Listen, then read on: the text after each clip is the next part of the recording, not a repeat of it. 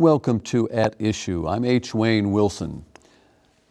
It's been nearly 2 years since the state had a full budget, and we know that there is a backlog of about $14.5 billion in unpaid bills to vendors. And on the federal level, some programs for social service have been zeroed out. That's the proposal from the Trump administration. We don't know what will actually pass in the next fiscal year for the federal government, but you combine those two things and it means problems for social service agencies. And we're going to have a discussion about how they're reacting and what they may do in the future with three people who have been in those positions for many, many years. I don't mean to say that you're that you're old, but Jim Runyon is here.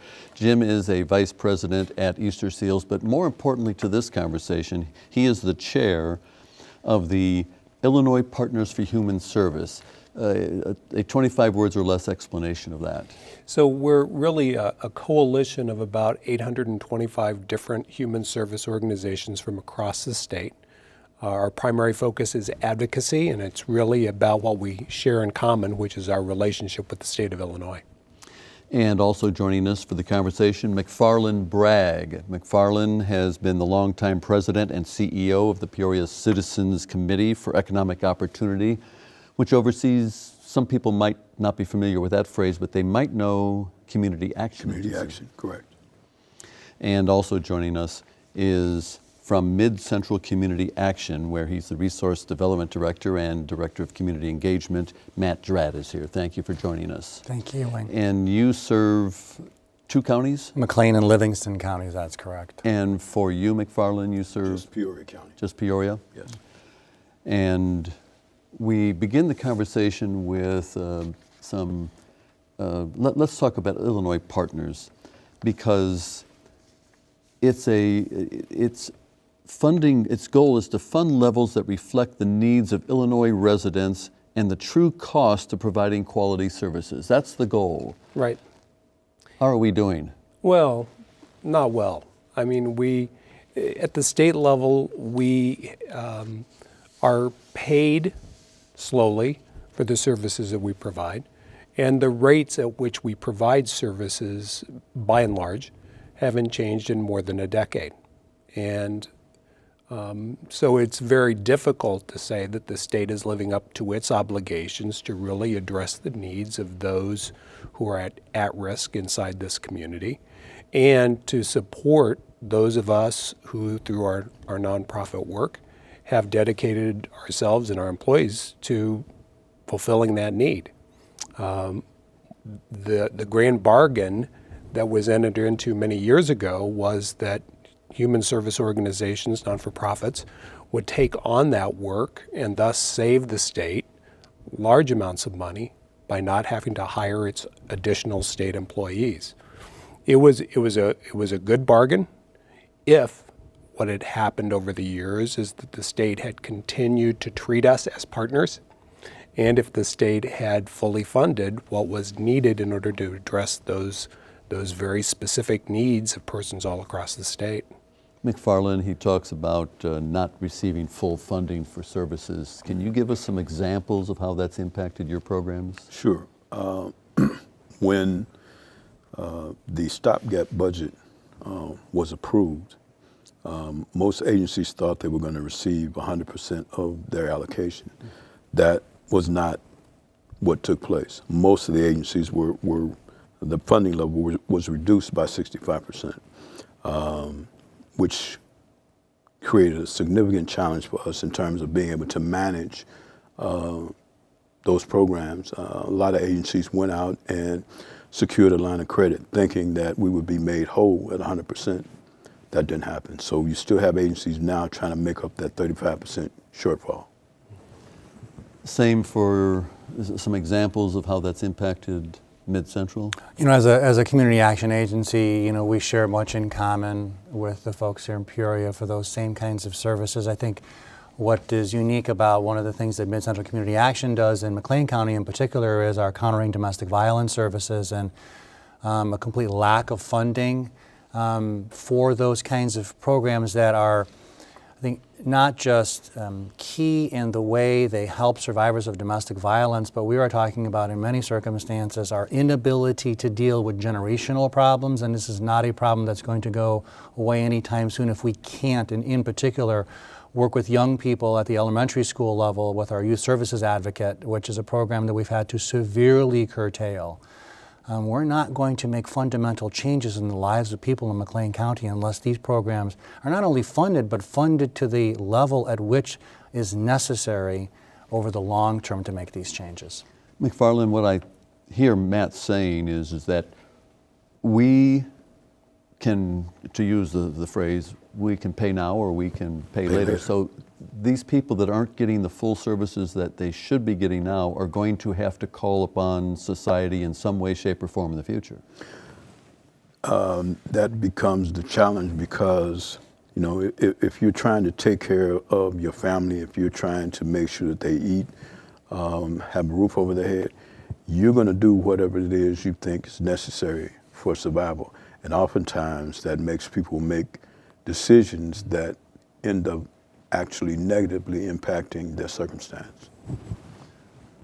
Let me go back to the mission statement of Illinois Partners.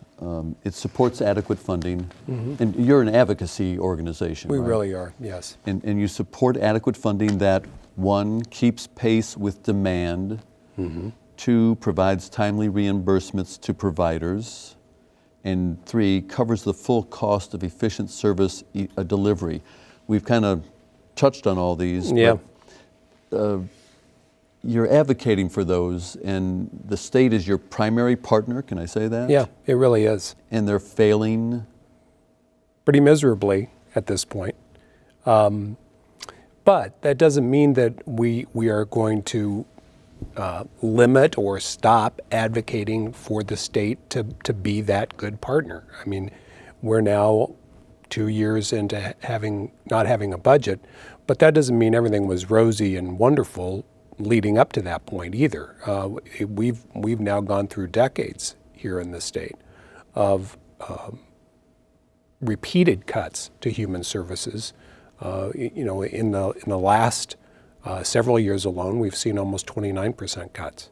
So, yes, even though it's frustrating and difficult and hard, and people are reaching a level of fatigue, all the more reason for our advocacy to be even more strident at this point.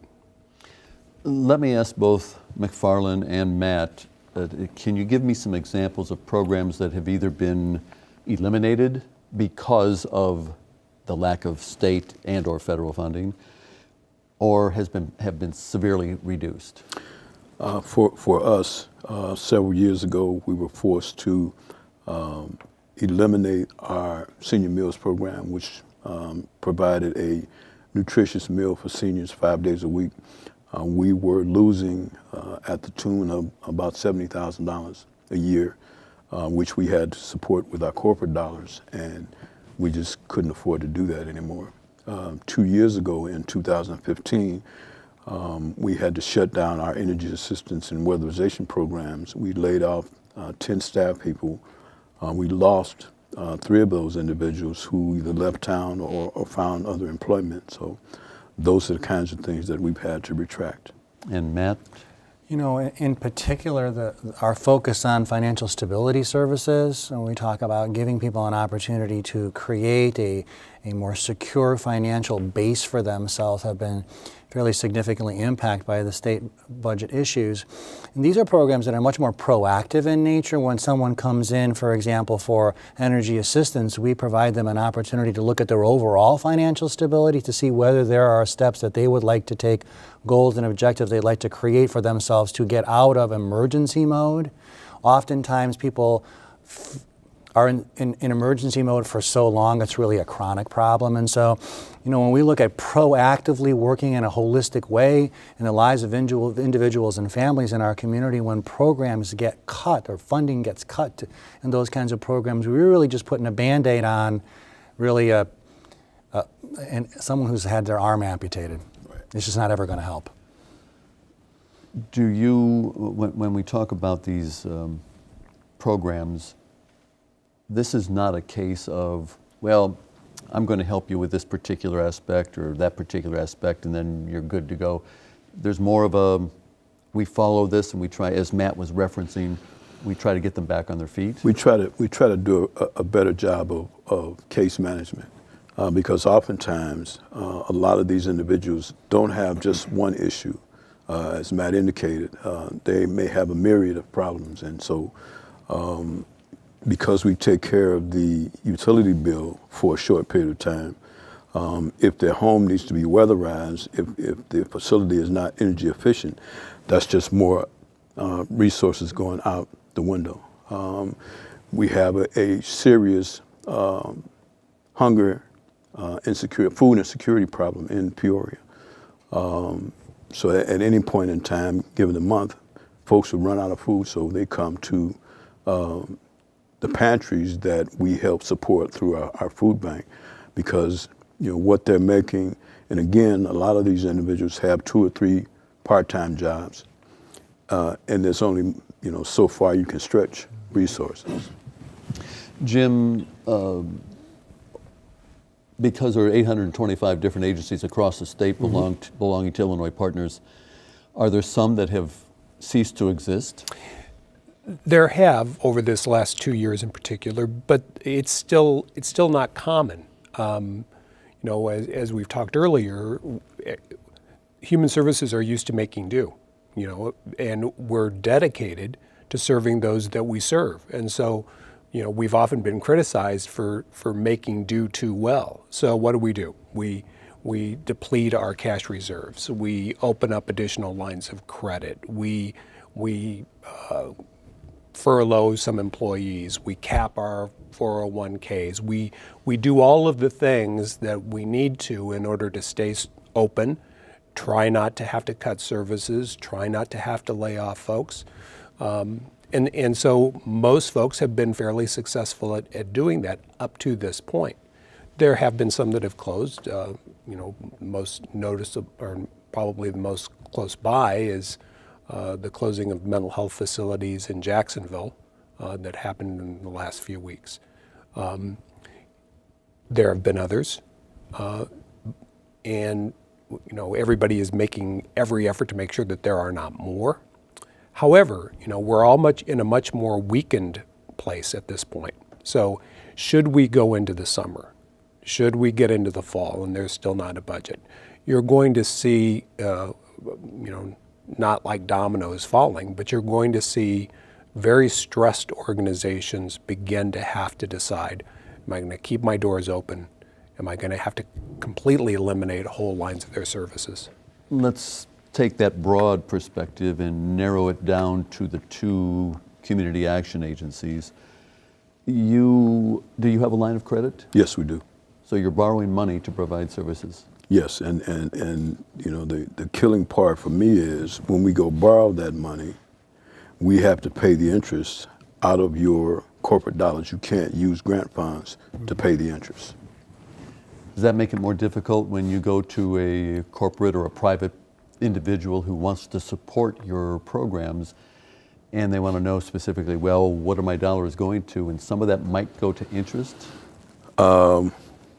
We try not to make that happen. And depending on the funder, they may have specific stipulations on what you can use their dollars for. So it would depend on what the rules and regulations are for that philanthropic individual or organization. And likewise in McLean County? Yeah, I think it's very, very similar. I think something that McFarland said earlier, I wanted to circle back to, and it's about choices that people make. The individuals that are helped by community action agencies throughout our state, the other agencies that Jim is talking about, are people who want to do right. Not only by themselves and their families, but they want to do right by the communities that they live in. And I think that is something that is missing in this conversation. It is about the overall economic impact that every individual, every household makes on their community. When we talk about something like the Community Service Block Grant dollars, we know from national statistics that for every dollar spent through a CSBG grant helping an individual, another dollar is created in economic impact. And so in McLean County, for example, we were talking about just in the last fiscal year, nearly $1 million in economic impact. And And these are folks who want to be contributing to the quality of life in their community, not just for themselves, but when you have to think about whether I'm going to pay my electric bill or put gas in my car to make sure I can get to work, because if I don't, there's about 3 other people who are waiting to get that job that I have. These are choices that people are making every day, and they become very hyper-focused, and sometimes are, as McFarland said earlier, are making choices that perhaps can negatively impact themselves and their family for a much longer period of time than these budgets can really make an impact on right now. I know McFarland wants to add to that, but first, just for the audience's benefit, a community service block grant is? The Community Service Block Grant, in essence, it comes from the federal government and provides an organization with a maximum amount of flexibility.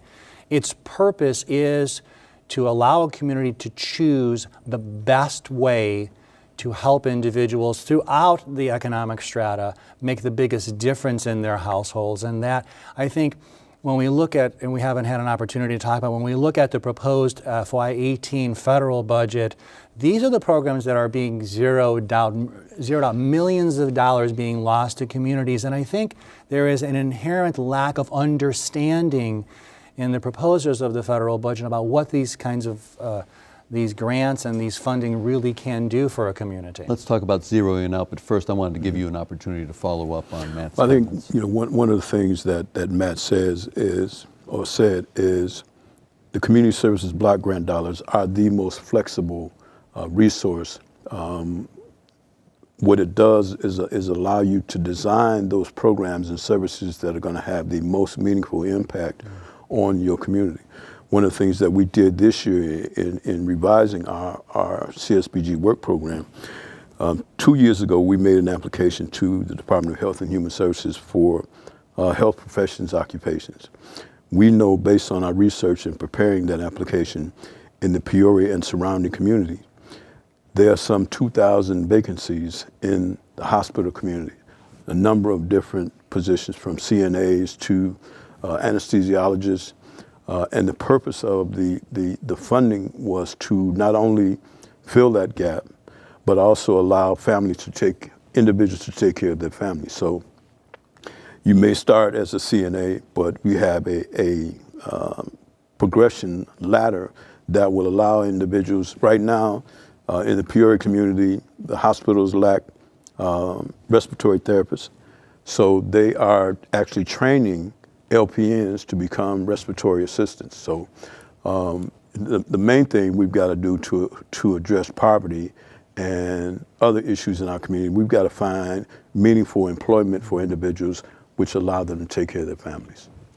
Let's turn back to this zeroing out in the proposed federal budget, zeroing out some of the programs. Some examples from you and from Jim. I think we talked already about the Community Services Block Grant dollars. Weatherization is another program that's being discussed about being zeroed out. LIHEAP, in our particular focus in McLean County, when we talk about neighborhood revitalization, the community development work that we do through NeighborWorks America, that is gone. When we talk about really long-term impact on communities, and I think McFarland is absolutely correct. When we have the flexibility to really look at not just the short and mid-term issues when we talk about economic empowerment, but we know that people in our financial stability programs that are often funded through the CSBG grant dollars, they can budget all day long, but it's sometimes about how much income they're going to make. And for what we're trying to do, this is less about a job and more about a career. And I think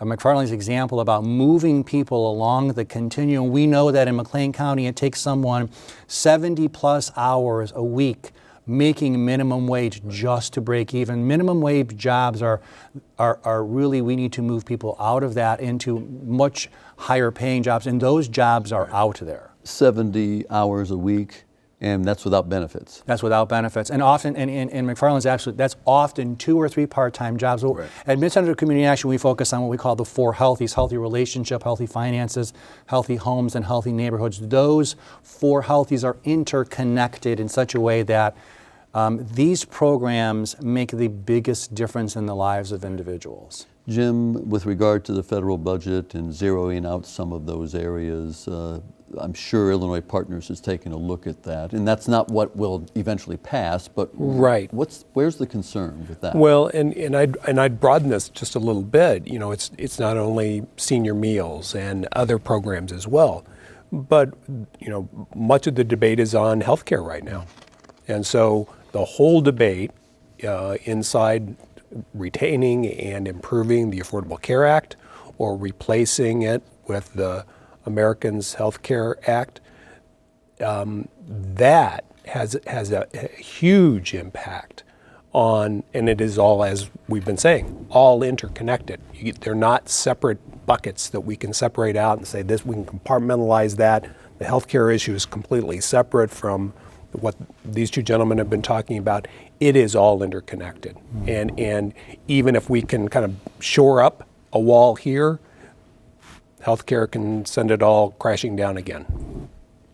You made reference to energy programs. Are those still in effect?